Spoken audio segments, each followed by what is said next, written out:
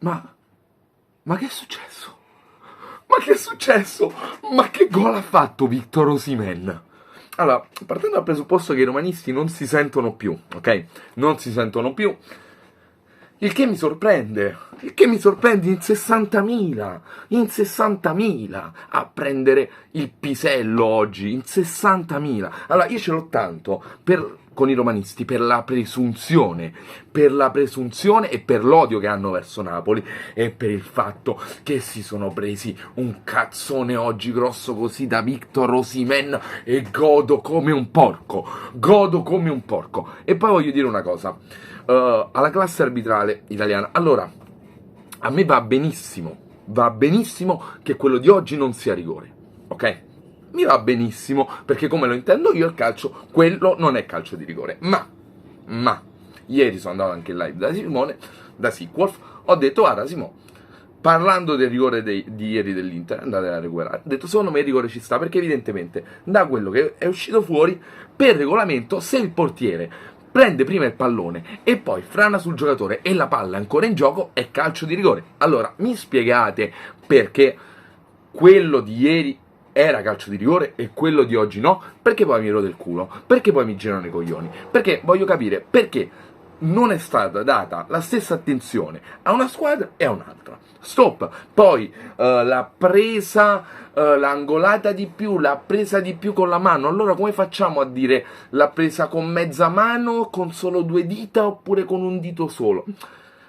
Vorrei capire. Vorrei soltanto che ci fosse chiarezza. Vorrei chiarezza. Detto ciò, una partita della Roma in 10 a difendere.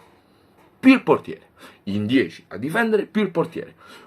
La partita che ci aspettavamo un po' tutti a parte la Roma, una squadra vergognosa, voglio andare poi a vedere il post partita del pagliaccio che tengono in panchina, che cosa avrà da dire, se ancora avrà da recriminare contro l'arbitro, dopo che i suoi giocatori sono stati a perdere tempo dal decimo minuto a perdere tempo, una cosa vergognosa, dopo che fallo di Ndombele, giallo, 2 secondi dopo fallo identico mi pare di Karsdorp, niente giallo. Non sto dicendo che sia un complotto, sto dicendo che gli arbitri in Italia non ci capiscono un cazzo, perché interventi uguali, puniti da una parte sì e dall'altra no.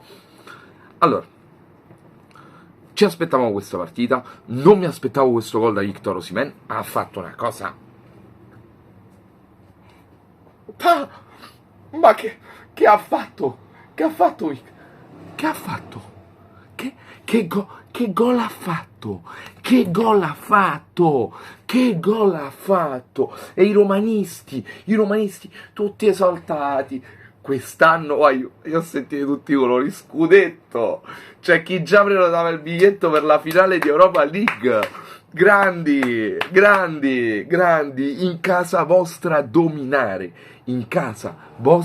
a dominare, vi abbiamo fatto un culo così, e di solito lo 0-0 lo avevate sempre portato a casa e stavolta no, perché arriva Victor Osimhen con 3 metri di so io cosa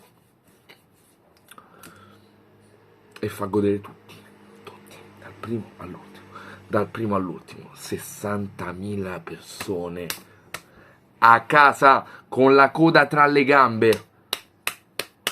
Adios.